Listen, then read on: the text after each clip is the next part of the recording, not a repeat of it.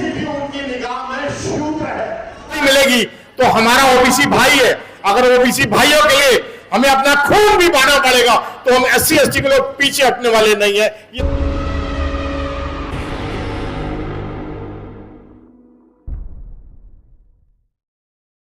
OBC भी उनकी निगाह में शूद्र है, लेकिन ओबीसी अपने आप को थोड़ा सा ऊंचा समझता है। ओबीसी को ये सही समय अगर ओबीसी नहीं जागा तो ये जो षड्यंत्र है ये प्रैक्टिकली इंप्लीमेंट हो जाएगा। दोस्तों, संविधान के अंदर ये प्रावधान है 10-10 साल बाद जो है जनगणना का, और ये जो जनगणना होने जा रही है अपने आप में बड़ी विशेष है, क्योंकि इसके लिए वी द पीपल ने पिछले 5-6 सालों से पूरी ताकत लगाई है। रामलीला मैदान में, कॉन्स्टिट्यूशन क्लब में और जगह जगह दुनिया भर के कार्यक्रम किए। इस सोती हुई गवर्नमेंट को जगाने का अगर किसी को क्रेडिट जाता है तो वी द पीपल और इन सारी संस्थाओं को जाता है। एक बार जोरदार तालियां वी द पीपल और इन सारी संस्थाओं के लिए बजाइए। दोस्तों, ये एक सोची समझी साजिश है। ये जो आप देख रहे हैं क्लॉज नंबर 12 के अंदर केवल SC और ST का प्रावधान दे रखा है, जबकि ओबीसी इस देश के अंदर 66% रहता है। तो ओबीसी की संख्या को उसके साथ न दे करके, क्योंकि ओबीसी को भी आरक्षण प्राप्त है, ओबीसी को उसके साथ रखा जाना चाहिए, क्योंकि वो ओबीसी जो है SC ST का भाई है। और इस वक्त उनकी गिनती अगर अन्यों में हो गई तो ये देखिए आने वाली पीढ़ी आपको और हमको कभी क्षमा नहीं करेगी। और अभी ये पार्लियामेंट में मुद्दा उठाया जा चुका है।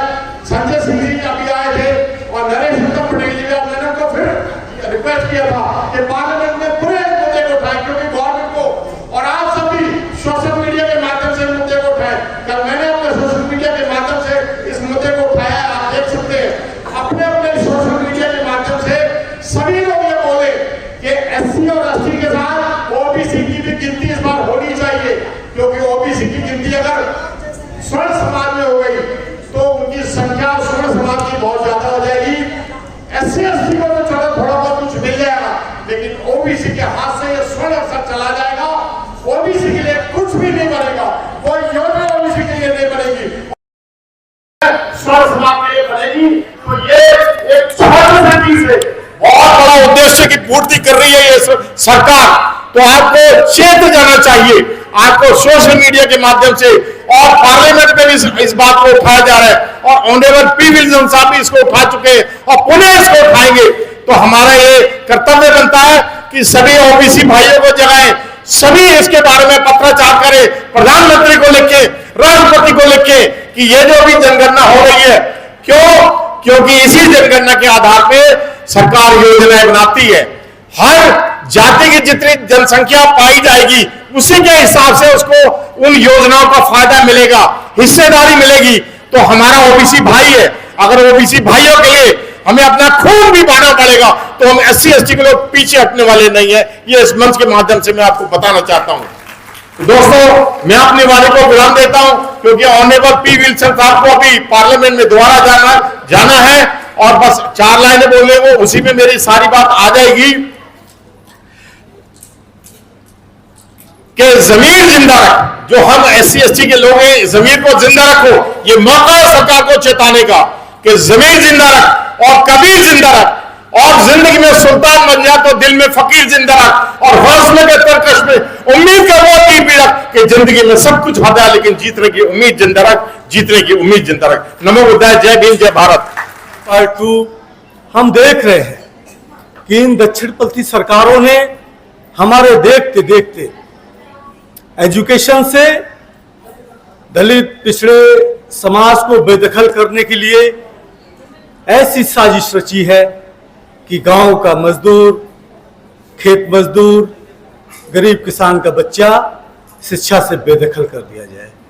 हम लोग जब यूनिवर्सिटी के स्टूडेंट हुआ करते थे, बहुत आसानी से हम लोग 400, 500, 600 रुपए में हम लोग ग्रेजुएट से पोस्ट ग्रेजुएट हो गए थे। आज हम देखते हैं कि अब ग्रेजुएट और पोस्ट ग्रेजुएट बनने के लिए 60,000 से 40,000, 60,000, 1 लाख, 2 लाख, 3 लाख रुपए की जरूरत पड़ती है, तब बच्चा जाकर के ग्रेजुएट और पोस्ट ग्रेजुएट होता है। उसके बाद यूनिवर्सिटी से निकलेगा तो जॉबलेस। अभी वो फिर से हमारे समाज को पीछे धकेलने के लिए जाति आधारित सवर्णों में गरीबी की बात कर रहे हैं।